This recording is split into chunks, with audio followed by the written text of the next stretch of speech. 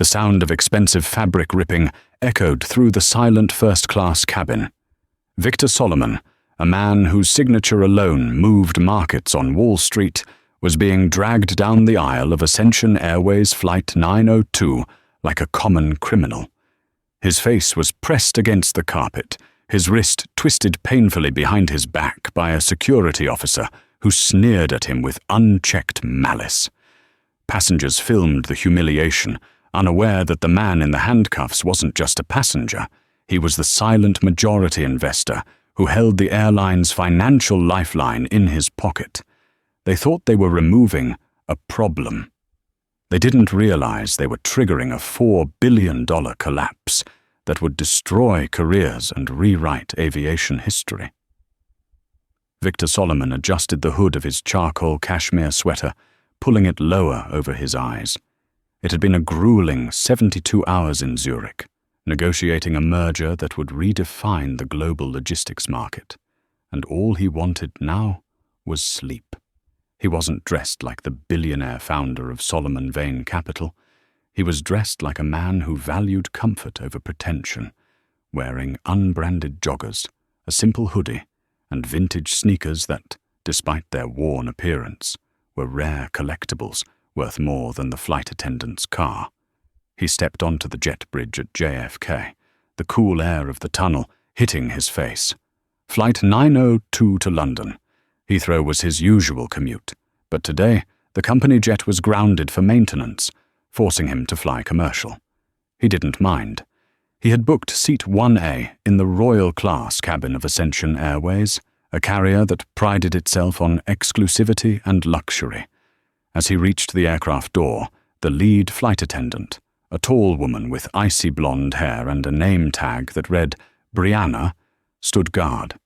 She was scanning boarding passes with a practiced, mechanical smiles that vanished the moment she saw Victor. Victor held out his phone, the QR code for his first-class ticket glowing on the screen. Brianna didn't look at the phone. She looked at his sneakers. Then she looked at his hoodie. Her eyes narrowed, scanning him up and down with a look that Victor had seen 1,000 times before. It was the look of someone deciding whether he belonged in her world. "Economy is down the second aisle, sir," Brianna said, her voice dripping with a sickly sweet condescension. She pointed a manicured finger toward the back of the plane without even checking his ticket. "You're blocking the entryway for the first-class passengers." Victor didn't move. He kept his expression neutral, though a spark of irritation flared in his chest. "I know where economy is, Brianna, but my seat is 1A. He thrust the phone forward again. Brianna let out a sharp, impatient sigh. She snatched the phone from his hand, her nails clicking against the screen as she scanned it. The machine beeped a solid, affirmative green light. Seat 1A. Solomon. V. She stared at the screen, then at the machine, then back at Victor. The reality didn't fit her narrative. A man looking like this, young, black, dressed in streetwear, should not be sitting in the airline's most expensive suite. "There must be a glitch," Brianna muttered, loud enough for the couple behind Victor to hear. The man behind him, wearing a bespoke suit and checking a gold Rolex, cleared his throat impatiently. "Is there a problem?" the man asked. "Just a system error, sir," Brianna assured the man, flashing him a genuine smile before turning her cold gaze back to Victor. "Sir, step aside. I need to verify this manually. You can't board with a fraudulent ticket." "Fraudulent?" Victor repeated, his voice dropping an octave. The fatigue was starting to give way to anger. "I bought this ticket 3 hours ago through the Centurion concierge. Run it again." "I don't need to run it again to know that mistakes happen," Brianna snapped, her voice losing the customer service veneer. "We have a waiting list for Royal Class today. High-value loyalty members. I can't just let anyone up front because they managed to hack a QR code." Victor stepped closer, towering over her slightly. "I advise you to check the manifest, Brianna. Look at the name. Solomon." "I don't care if your name is Obama," she hissed, leaning in. You are holding up the boarding process. Step to the side, or I will have you removed from the terminal." Victor took his phone back, his grip tightening on the device. He stepped to the side, leaning against the bulkhead, watching as Brianna ushered the man in the suit past him. "Welcome aboard, Mr. Pendergrass," she cooed. "Right this way to 1B. Champagne is waiting." Victor watched as passenger after passenger boarded. Wealthy tourists, business executives, a famous influencer. They all glanced at him standing in the corner, some with pity, most with suspicion. He was being treated like a security threat in a suit-and-tie world. 10 minutes passed. Finally, the flow of passengers slowed. Brianna tapped away at her terminal, whispering aggressively into her headset. She looked up, her face triumphant. "Good news," she said, her tone suggesting the opposite. "We found you a seat. Row 44, middle. It's the only spot left. Since your ticket is obviously a system error, we're doing you a favor by letting you fly at all." Victor laughed. It was a dry, humorless sound. "I paid $12,000 for seat 1A. I'm not sitting in row 44. "Then you aren't flying," Brianna said, crossing her arms. "I'm sitting in the seat I paid for," Victor said, his voice calm, but possessing an undercurrent of steel that usually made junior executives sweat. He moved to step past her into the first-class cabin. Brianna threw her arm out, blocking his path. "Don't you dare. I am the lead flight attendant, and I have authority over this cabin. You are aggressive, you are non-compliant, and you are trespassing." She grabbed the interphone on the wall. "Captain, I need security at the gate. We have a disruptive passenger refusing to follow crew instructions." Victor stood his ground. He pulled out his phone and sent a single text message to his personal assistant, Leo. "Get me the Ascension Airways Board of Directors list. Now." He didn't know it yet, but Brianna had just made the most expensive mistake in the history of commercial aviation. The air inside the jet bridge grew heavy, the tension palpable, as other flight attendants peeked out from the galley, whispering nervously. Victor remained by the bulkhead, his thumbs flying across his phone screen. He wasn't scrolling social media. He was accessing the live trading terminal of his private equity firm. Minutes later, the heavy thud of boots announced the arrival of authority. 2 men appeared. One was a transportation security administration agent, looking bored. The other was private airport security, a man built like a refrigerator with a buzz cut and a name tag that read Roche. Officer Roche looked like he had been waiting all day for a reason to hit something. "This the guy?" Roche grunted, hooking his thumbs into his tactical vest. "Yes," Brianna said, pointing an accusatory finger at Victor. "He's refusing to take his assigned seat. He's blocking the boarding area, and he tried to physically push past me to get into the cockpit." It was a blatant lie. Victor looked up, incredulous. "I never touched her, and I never went near the cockpit. I was trying to get to seat 1A. "Sir, grab your bag," Roche commanded, ignoring Victor's defense. "You're off the flight."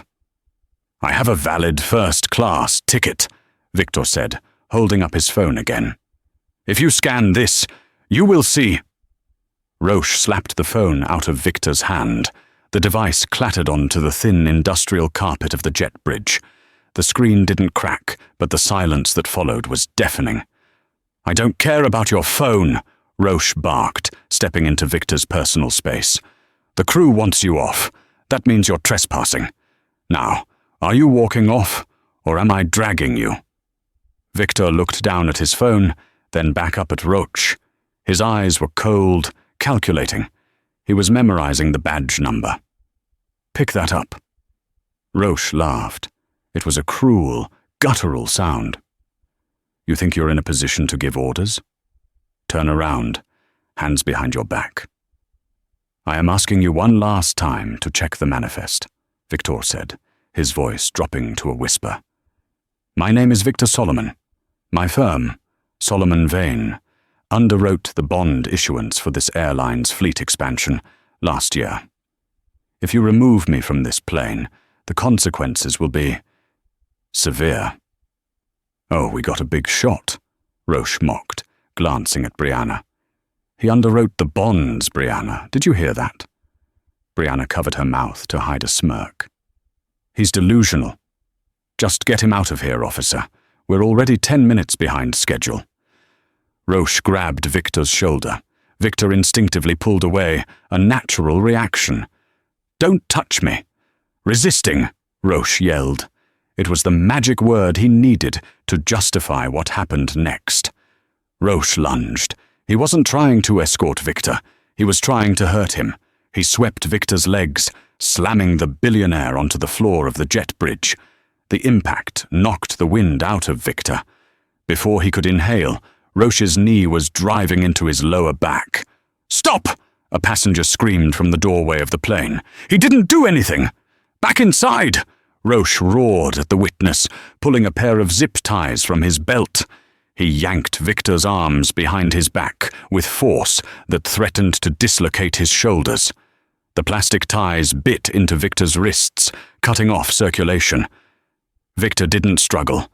He knew that fighting back physically would only give them the footage they wanted to paint him as the aggressor. He lay there, cheek pressed against the dirty carpet, smelling the jet fuel and dust, his mind racing with a cold, terrifying clarity. He wasn't thinking about pain.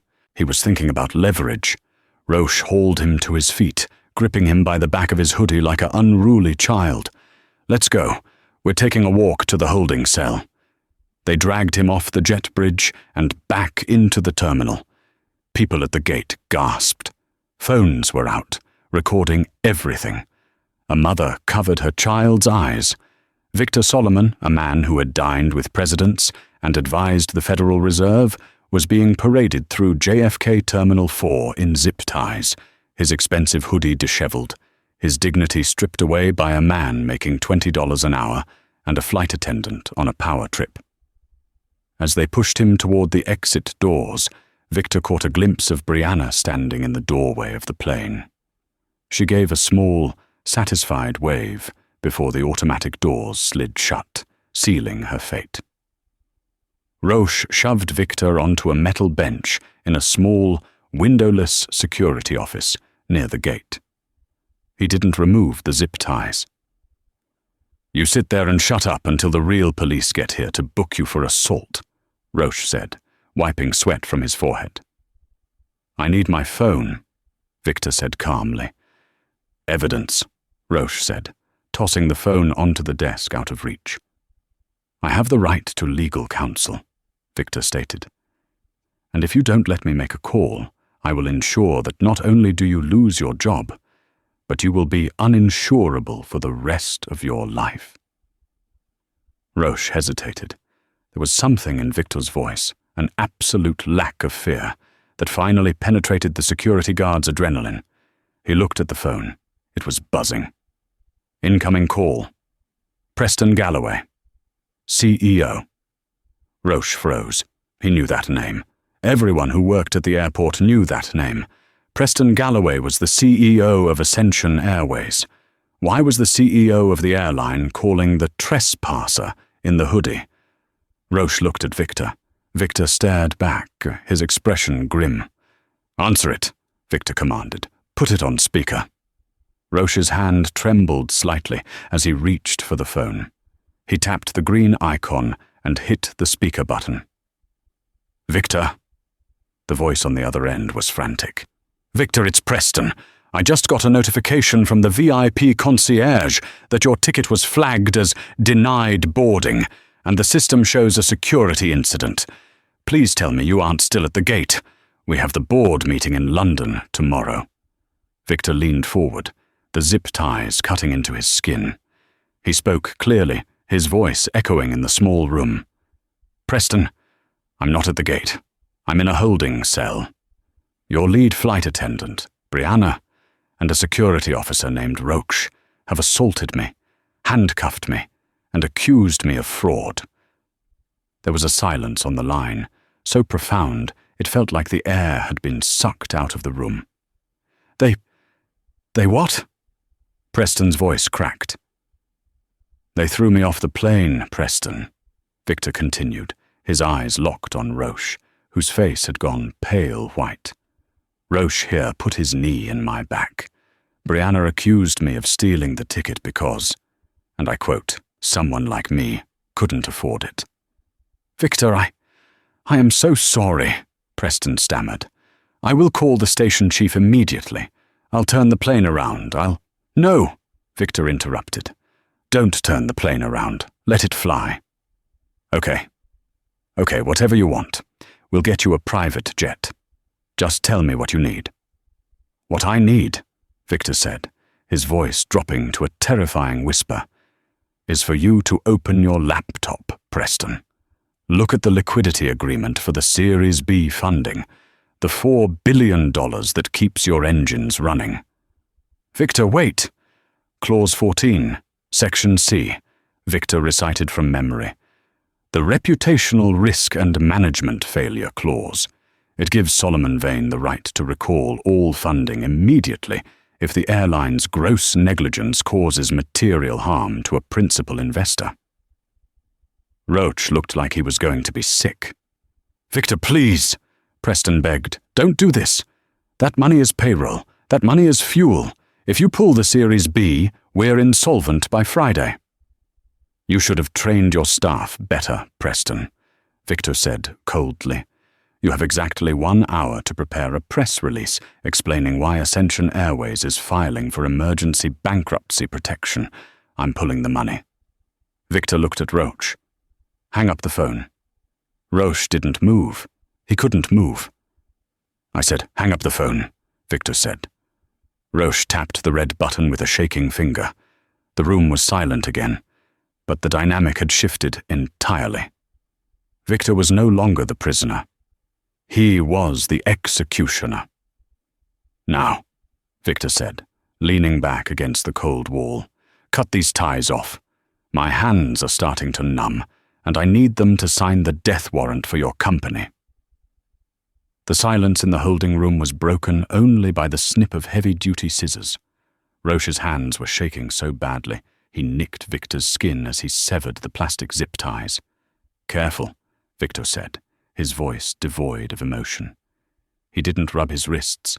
He didn't wince. He simply stood up, dusting off the sleeves of his hoodie. The red indentations on his wrists were angry and swollen, a stark contrast to the calm demeanor he projected. The door to the security office burst open. It wasn't the regular airport police. It was the Port Authority Chief of Operations, a man named Captain Miller, followed by 2 suits who looked like airline liability lawyers. They were breathless, their faces flushed with panic. Mr. Solomon, Captain Miller gasped, stepping past a stunned Roche. Good God, I am so incredibly sorry. We just got the call from the tower and corporate. There has been a massive misunderstanding. Victor looked at Miller, then slowly turned his gaze to the 2 lawyers. Misunderstanding implies a lack of clarity. There was no lack of clarity, Captain. There was prejudice, incompetence, and assault. This man, Victor pointed a finger at Roche without looking at him, kidnapped me. Kidnapped, one of the lawyers squeaked.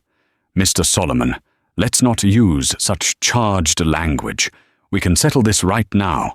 Ascension Airways is prepared to offer you a lifetime status upgrade and... Victor laughed. It was a terrifying sound that stopped the lawyer mid-sentence. You think I want miles? Victor asked, stepping closer. I own the debt that bought the plane I was just thrown off of. I don't want a voucher. I want my phone. Roche hurriedly grabbed the phone from the desk and held it out with 2 hands, like an offering to a deity. Victor took it, wiping the screen on his joggers. Am I free to go, Captain Miller? Victor asked. Or are you charging me with aggressive sitting? You are free to go, sir. Please, we have a car waiting to take you wherever you need, Miller said, glaring at Roche. And Officer Roche is relieved of duty, effective immediately pending an investigation. "Don't fire him yet," Victor said, checking his notifications. "I want him deposed first.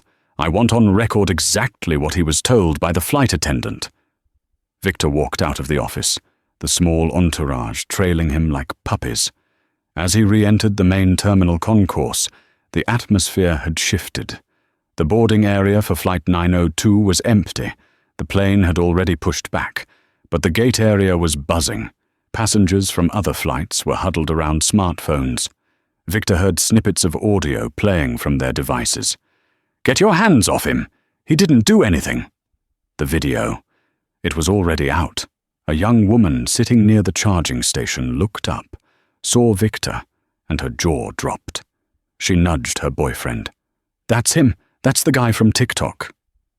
Victor kept walking, head high. He didn't hide his face. He wanted them to see him.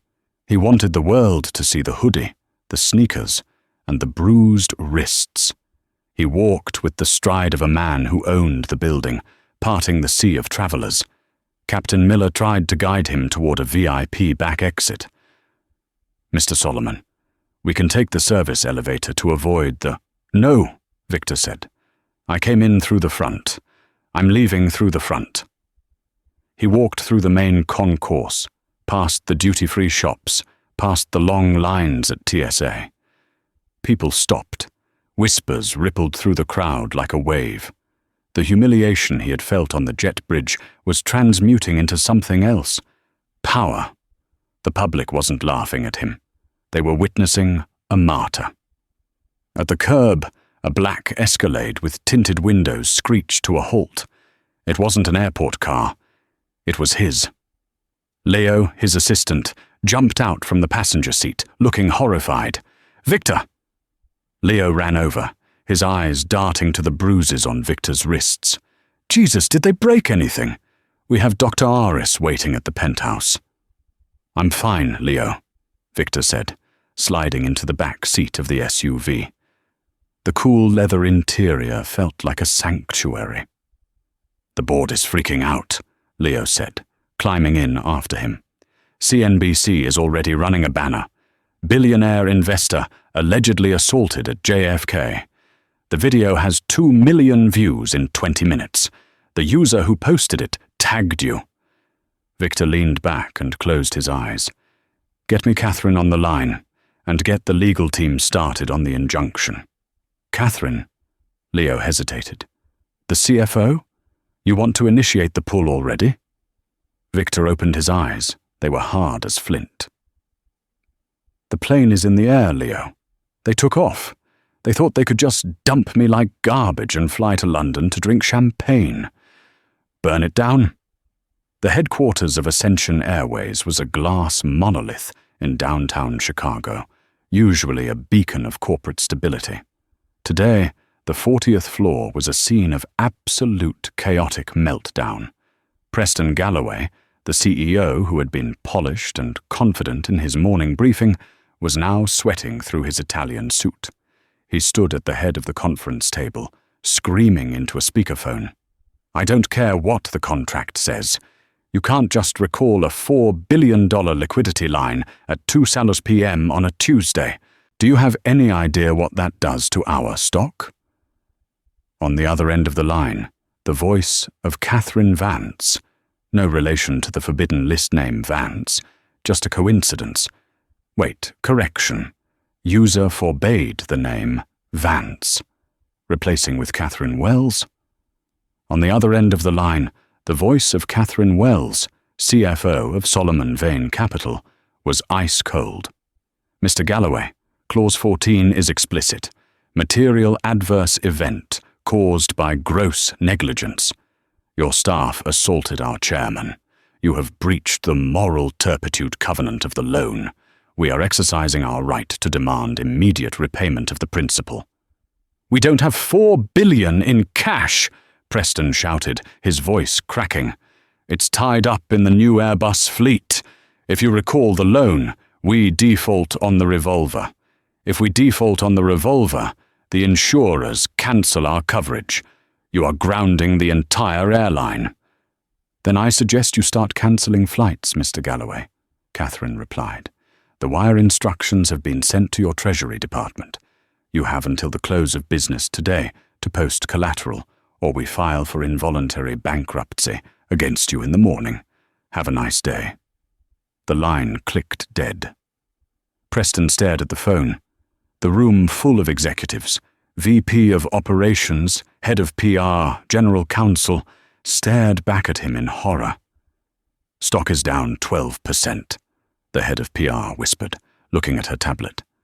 "Wait, 15%. Trading has been halted." "Get me the pilot of Flight 902, Preston barked. "Right now." "Sir," the VP of Operations stammered. "They are over the Atlantic. They're at cruising altitude." "I don't care if they are on the moon. Patch me into the cockpit." A moment later, the crackle of static filled the room. "Ascension 902, this is Captain Evans." A confused voice came over the speakers. "Evans, this is Galloway. Who is your lead flight attendant?" That would be Brianna, sir. Brianna Miller." "Is she there? Don't put her on. Just tell me, did she know who she threw off the plane?" "Sir, there was a security incident with a disruptive passenger. Brianna handled it according to protocol. We departed on time." "Protocol?" Preston let out a hysterical laugh. "She threw Victor Solomon off the plane, Evans. Victor Solomon, the man who pays for the fuel you are burning right now." There was a long silence from the cockpit. "Solomon? The owner?" "Listen to me, Evans. Turn the plane around." "Sir, we are 2 hours out. We're closer to Halifax than New York. Turning around now would require dumping thousands of pounds of fuel. It's a massive cost. If you land in London, there won't be a gate for you because we won't be able to pay the landing fees," Preston screamed. "Turn the damn plane around. Bring her back to JFK. I want Brianna waiting on the tarmac. I want the police waiting on the tarmac. And I want—" Preston stopped. He looked at the news ticker running on the giant screen in the conference room. "Breaking news. Solomon Vane Capital pulls funding from Ascension Airways following racial profiling incident. Update. Ascension Airways. Stock plummets. 40%. Analysts predict Chapter 11 by weekend." "It's too late," Preston whispered. He slumped into his chair. On the screen, the viral video was playing on loop. It showed Victor's face pressed into the carpet. Then it cut to a stock photo of Victor in a tuxedo at a charity gala. The contrast was devastating. The narrative was set. It wasn't just a business dispute anymore. It was a civil rights movement. In the back of his Escalade, Victor watched the same broadcast on a tablet. He took a sip of sparkling water. "Catherine says the notice has been served," Leo said quietly. "Ascension's legal team is begging for a stay of execution. They are offering a public apology, the firing of the entire crew, and a donation to a charity of your choice." Victor looked out of the window at the passing skyline of Queens. "Not enough," Victor said. "What is enough?" Leo asked. Victor turned back to the tablet. He pulled up the live flight tracker. Flight 902 had just made a sharp U-turn over the ocean. The little plane icon was heading back to New York. "I don't want an apology," Victor said. "I want the airline." "You want to buy it?" "No," Victor corrected. "I want to take it. When the stock hits zero, we buy the controlling stake for pennies. Then we fire the board, we fire Preston, and we rebuild it." "And the crew?" Leo asked. "The flight attendant? Brianna?" Victor zoomed in on the flight tracker. "She's flying back to a world that doesn't exist anymore," Victor said. "By the time she lands, she won't just be unemployed. She'll be the face of the bankruptcy." She wanted to enforce the rules? Fine. We're going to enforce every single rule in the book against her. Victor picked up his phone and dialed a new number. "Get me the district attorney," Victor said. "I want to file charges. 35,000 feet above the Atlantic Ocean, the cabin of Flight 902 was a sanctuary of oblivious luxury. In the Royal Class cabin, the lighting was dimmed to a soft, calming violet. The air smelled of warmed nuts and expensive cologne. Brianna moved through the aisle with the grace of a monarch holding court. She was in her element. She had successfully protected her cabin from what she deemed an intruder, and now she was reaping the rewards of a smooth service. She stopped at seat 1B, holding a bottle of Dom Perignon. "Another glass, Mr. Pendergrass?" she asked, her voice silky. Mr. Pendergrass, the man in the bespoke suit who had boarded right after Victor, didn't look up. He was staring at his laptop, his brow furrowed. He hit the refresh button on his browser, his finger tapping nervously against the aluminum casing. "Is the Wi-Fi working for you, sir?" Brianna asked, leaning in slightly. "Sometimes it's spotty over the ocean." "It's working fine," Pendergrass muttered, his eyes glued to the screen. He slowly turned his head to look at her. The polite indifference he had shown earlier was gone, replaced by a look of sheer bewilderment. "Brianna, what was the name of the man you had security remove?" Brianna stiffened. She hated talking about unpleasantness. "I believe it was Solomon, a disruptive individual. We don't need to worry about him anymore, sir. He's back in New York." "Yes," Pendergrass said, turning his laptop screen toward her. "He is back in New York, and according to the Wall Street Journal, he just declared war on this airline." Brianna blinked, looking at the screen. The headline was in bold black letters. "Solomon Vane Capital declares default on Ascension Airways debt following airport incident." Below it was a still image from the video. Victor, face pressed to the floor, with Brianna standing over him, pointing an accusing finger. That's ridiculous," Brianna stammered, her hand trembling around the champagne bottle. "He was a nobody. He was wearing a hoodie." "That nobody," Pendergrass said, his voice rising, "is Victor Solomon.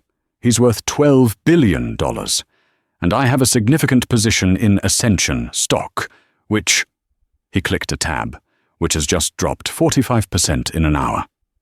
Pendergrass slammed his laptop shut. "You idiot! You absolute idiot!" Brianna took a step back, shocked at— "Excuse me?" Before she could respond, the cabin address system chimed. It wasn't the smooth, automated voice of the pre-recorded announcements. It was Captain Evans, and he sounded shaken. "Ladies and gentlemen, this is the captain speaking. We have been ordered by, corporate headquarters to return to JFK immediately. We will be initiating a U-turn and dumping fuel to reach a safe landing weight. Please return to your seats and fasten your seatbelts." The cabin erupted. "Return!" a woman in 2A shouted. "I have a meeting in London." "Why are we turning around?" another passenger demanded. Brianna stood frozen in the aisle. The blood drained from her face, leaving her pale and ghostly. The realization hit her like a physical blow. The glitch. The ticket that worked. The name she had ignored. Solomon. She rushed to the galley and grabbed the interphone. "Captain, this is Brianna.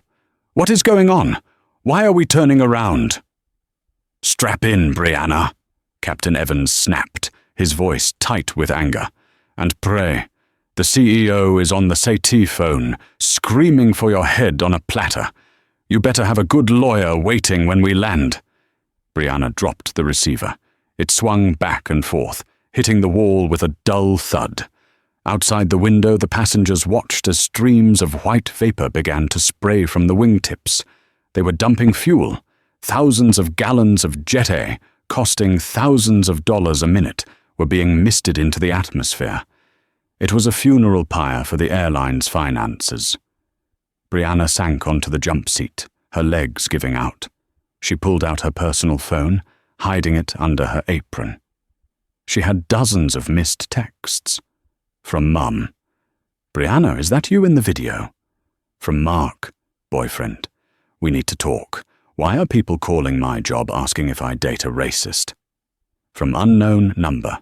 "You're done." She opened Twitter. The hashtag #JustBoycottAscension was the #1 trend globally. The video of Roach kneeing Victor in the back had 50 million views. But there was another video now. Someone had filmed her confrontation with Victor. "I don't care if your name is Obama. You are holding up the boarding process." The internet had dissected her. They had found her full name, her high school yearbook photo, her old posts. The court of public opinion had already held the trial, and the verdict was guilty. She looked up. Mr. Pendergrass was filming her. He held his phone up, recording her breakdown. "Stop it!" she shrieked, covering her face. "Smile for the shareholders, Brianna," Pendergrass said ruthlessly. "My portfolio is bleeding out because of you. I want to make sure everyone knows exactly who lit the match." The plane banked hard to the left, the G-forces pressing Brianna into the seat. She closed her eyes, wishing the plane would just stay in the air forever. But gravity, like karma, was inevitable. They were going down. The return flight to New York was a 3-hour funeral procession. The cabin was silent, save for the whispers of passengers reading the live updates of the airline's collapse. By the time the wheels of Flight 902 touched the tarmac at JFK, Ascension Airways was technically a penny stock. The plane didn't taxi to the gate.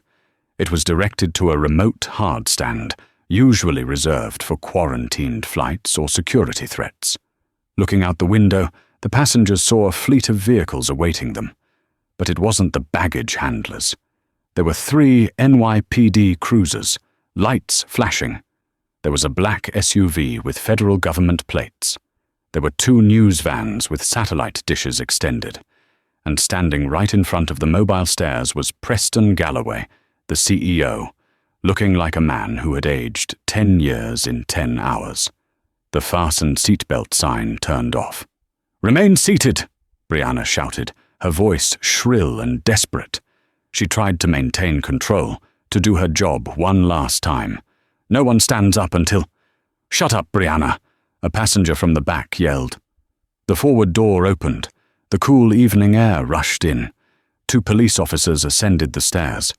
They didn't look at the passengers. They walked straight to the galley where Brianna was standing, trembling. "Brianna Miller?" the older officer asked. "Yes," she whispered. "We have a warrant for your arrest for filing a false police report and conspiracy to commit assault." "Assault?" she cried. "I didn't touch him. Roche touched him." "You ordered the removal under false pretenses," the officer said, pulling out a pair of handcuffs. "You claimed he was physically aggressive. The security footage from the gate shows he was standing still. That's a felony, Miss Miller. Turn around." The click of the handcuffs was the loudest sound in the world. Brianna sobbed as they led her down the aisle. She had to walk past every single first-class passenger she had tried to impress. They didn't look at her with respect anymore. They looked at her with disgust. Mr. Pendergrass raised his champagne glass in a mock toast as she passed. As she reached the bottom of the stairs, the flashes of the press cameras blinded her. She tried to duck her head, but there was nowhere to hide. Standing near the black SUV, watching the scene unfold, was Victor Solomon. He had changed. He was no longer in the hoodie. He was wearing a navy blue Tom Ford suit that cost more than Brianna made in a year. He stood with his hands in his pockets, his face unreadable. Preston Galloway rushed over to him, ignoring the police hauling his lead flight attendant away. "Victor! Victor, please!" Preston pleaded, reaching out but stopping short of touching him. "We brought the plane back. She's arrested. I'm issuing a public apology right now. Please tell your CFO to rescind the default notice. We can fix this." Victor looked at Preston, then at the plane, then at the sobbing Brianna being shoved into the back of a squad car. "You can't fix this, Preston," Victor said smoothly. "The default is already triggered. The bonds are junk." "You're destroying a 70-year-old company over one mistake," Preston cried, tears welling in his eyes. "Think of the employees, the pilots." "I am thinking of them," Victor said. "That's why I'm buying the airline." Preston froze. "What?" "I just got off the phone with the primary creditors," Victor explained, checking his watch. "Since Ascension cannot make the margin call, the bank is seizing the collateral, which is the equity of the company. I made them an offer for the debt." They accepted. Victor smiled, a shark-like baring of teeth. "As of 5 minutes ago, Solomon Vane Capital owns the controlling debt interest in Ascension Airways. I'm effectively the owner." Preston staggered back. You hostile took over my company?" "It wasn't hostile, Preston," Victor said, stepping closer. "It was a rescue operation. Someone had to save it from incompetent leadership." Victor turned to Leo, who was standing by the car holding a tablet. "Leo, do we have the paperwork ready?" "Yes, sir," Leo said. "The emergency board meeting is scheduled for 8:00 a.m. tomorrow." Victor looked back at Preston. "You're fired, Preston. Cause, gross negligence and failure to maintain brand integrity. You get no severance, no golden parachute. You leave with what you have in your pockets." Preston looked around wildly, looking for support, but his own legal team was looking at the ground, avoiding eye contact. They knew who signed the checks now. "And make sure he's escorted off the airfield," Victor added to the security detail. "Real security. His security. He's trespassing." Victor turned his back on the sputtering ex-CEO and walked toward the stairs of the plane. He had one more thing to do. He walked up the stairs, entering the cabin. The passengers were still seated, watching the drama outside. When Victor walked in, a hush fell over the room. Then someone started clapping, then another. Soon the entire cabin was applauding. Victor raised a hand for silence. "Ladies and gentlemen," he said, his voice calm and authoritative, "my name is Victor Solomon. I am the new owner of this airline. I apologize for the inconvenience and the delay. I know you all have places to be." He looked at the empty seat 1A. "This flight is cancelled," Victor announced. Groans of protest erupted. "However," Victor continued, "I have arranged for 3 private charters to take all first-class passengers to London immediately. They are waiting at the General Aviation Terminal. For the economy passengers, you will be rebooked on partner airlines with full compensation and $5,000 in cash for your trouble." The groans turned into cheers. "But before you go," Victor said, his eyes scanning the crew who were huddled in the galley, terrified, "I want to be clear about the new culture of this airline. We do not judge people by their clothes. We do not judge them by their skin. We judge them by their character." He pointed to the terrified co-pilot. "Get this plane to the hangar. We're going to repaint it. Ascension is a tainted name. We need something new." Victor walked back down the stairs, leaving the stunned passengers to collect their things. He got into his SUV. "Where to, sir?" the driver asked. "The office," Victor said. "I have an airline to restructure." "And Leo?" "Yes, boss?" "Find out the name of the passenger who filmed the video, the kid in the terminal. I want to pay for his college tuition." "Done," Leo said. As the car pulled away, Victor watched the police cruiser taking Brianna away fade into the distance. He felt no joy, only a grim satisfaction. She had tried to make him feel small. Instead, she had made him a king. But the story wasn't over. The media wasn't just satisfied with a firing. They wanted blood. And there was one loose end, Roche. The man who had put his knee in Victor's back wasn't going to get off with just a suspension. Victor picked up his phone. It was time to make the call that would ensure Roche never worked in security, or anything else, ever again. The New York Supreme Court wasn't just a venue for justice that morning. It was a theater for the final act of a social reckoning. The air inside the mahogany-paneled room was thick, heavy with the scent of floor wax and the nervous perspiration of the two people sitting at the defense table. Victor Solomon sat in the front row, a silent monolith amidst the scratching of reporters' pens. He wasn't wearing the hoodie that had sparked a global movement. Today, he was draped in a bespoke charcoal suit, the fabric cutting a sharp silhouette against the courtroom's dull backdrop. He sat with the stillness of a predator that had already caught its prey, his hands resting calmly on his knees. To his right, his legal team sat like a wall of iron, a phalanx of the city's most lethal litigators, their briefcases packed with the ruin of the defendants. Across the aisle, the contrast was pitiful. Officer Thomas Roche, the man who had once loomed over Victor like a titan of airport security, now looked shrunken. Without his tactical vest and his badge, stripped of the borrowed authority that had fueled his cruelty, he was just a man in a cheap, ill-fitting suit that strained at the shoulders. Beside him sat Brianna Miller. The woman who had ruled the royal-class cabin with a sneer was gone. In her place was a ghost. Haggard, her once immaculate blonde hair pulled back in a severe, messy bun, her eyes darting around the room as if searching for an exit that didn't exist. She looked at the jury, then at the floor, anywhere but at Victor. District Attorney Harriet Cole stood to deliver her closing argument. She walked slowly toward the jury box, her heels clicking a rhythmic death knell for the defense.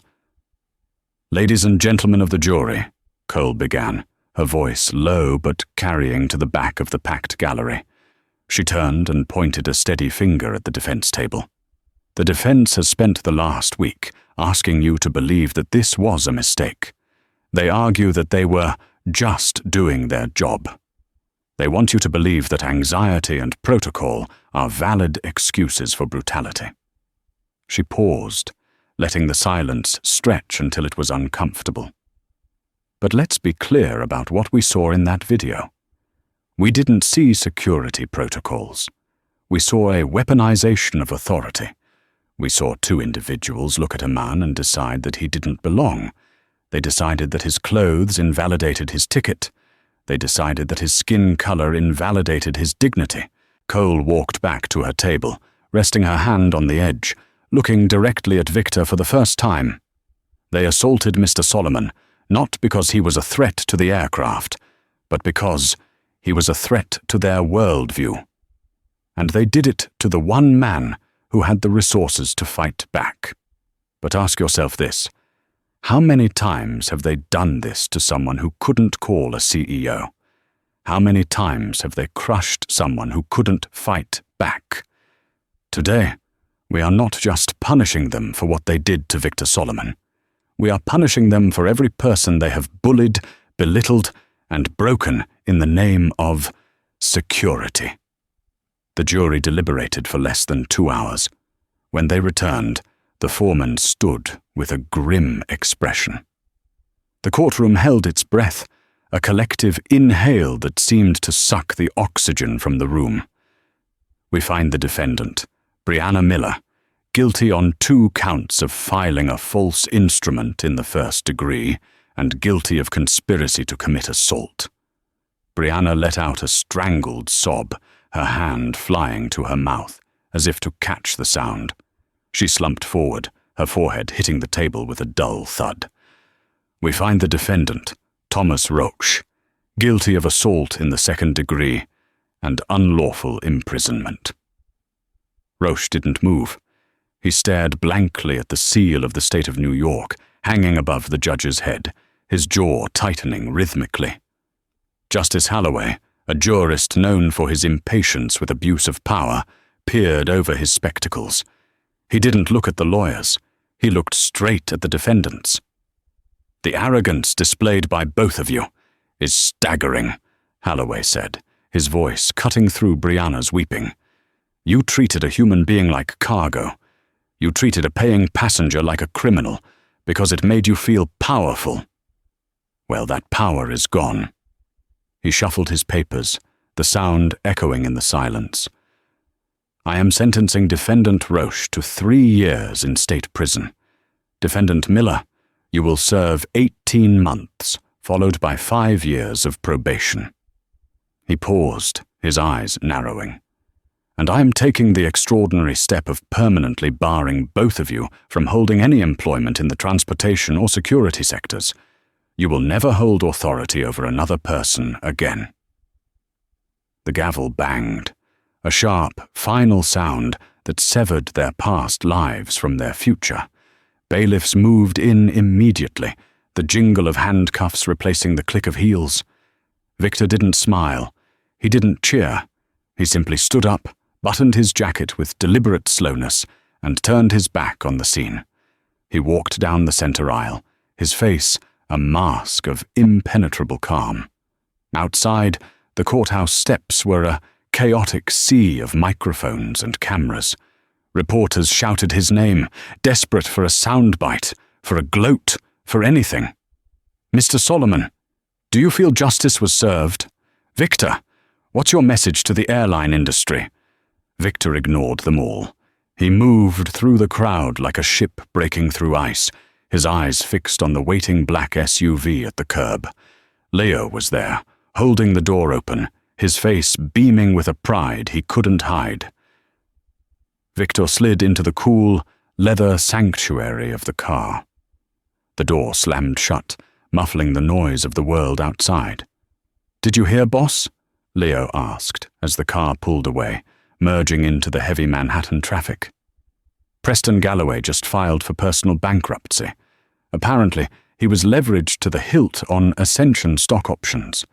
When the share price hit 0, the banks called in everything. He lost the penthouse. He lost the house in the Hamptons. He's sleeping on his brother's couch in Jersey. Victor looked out the window at the passing city. "Unfortunate," he said, though his tone held no sympathy. It was merely a factual observation. Preston was just another casualty of his own hubris. "Focus on the future, Leo. How is the launch?" Leo handed him a glossy, heavy stock brochure. "Perfect.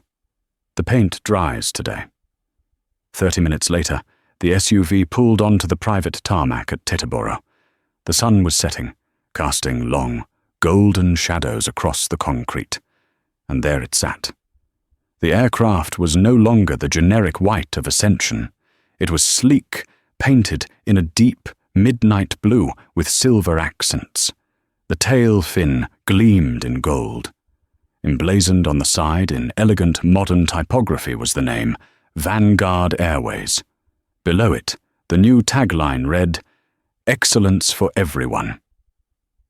"We've implemented the new training protocols you designed," Leo said, his voice hushed with reverence as they approached the jet.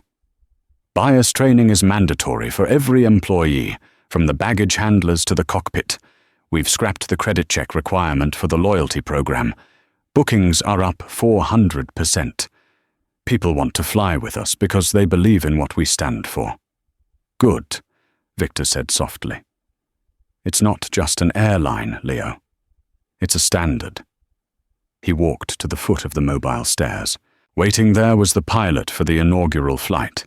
He was young, black, standing tall in the crisp new Vanguard uniform, the gold epaulets shining on his shoulders. "Welcome aboard, Mr. Solomon," the pilot said, extending a hand. His grip was firm, his eyes bright with a mixture of nerves and immense pride. "It is an honor to fly you, sir. A real honor." Victor shook his hand, holding it a moment longer than necessary. He saw himself in the young man, the potential, the dignity, the right to be there. "The honor is mine, Captain," Victor replied. He climbed the stairs, the sound of his footsteps solid on the metal. He entered the cabin. It was quiet, smelling of fresh leather and possibility. He walked past the galley, past the rows of seats that were now open to anyone who could afford a ticket, regardless of who they were. He reached seat 1A. Victor sat down, but he didn't signal for champagne. He didn't open his laptop to check the markets. Instead, he reached into his carry-on bag and pulled out a soft, grey fabric. The hoodie. He slipped off his multi-$1,000 suit jacket, folding it neatly. Then he pulled the hoodie over his head. It was comfortable. It was familiar.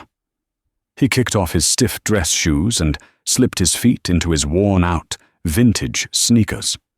He reclined the seat, looking out the round window as the engines roared to life. A deep, powerful thrum that vibrated through the floor. He had destroyed an empire built on exclusion and built a better one from the ashes. He had taken the worst day of his life, the moment he was dragged across the floor, and turned it into a revolution. As the plane accelerated down the runway, pressing him gently into the seat, the nose lifted. They broke the surly bonds of earth, climbing higher, leaving the noise, the prejudice, and the Prestons of the world far below. Victor Solomon closed his eyes. He wasn't just a billionaire. He wasn't just a victim. He was safe. He was respected. And finally, he was flying on his own wings. Victor Solomon's story is a powerful reminder that dignity is not defined by a dress code, and true power often walks in silence. Brianna and Roach learned the hard way that when you judge a book by its cover, you risk being written out of the story entirely.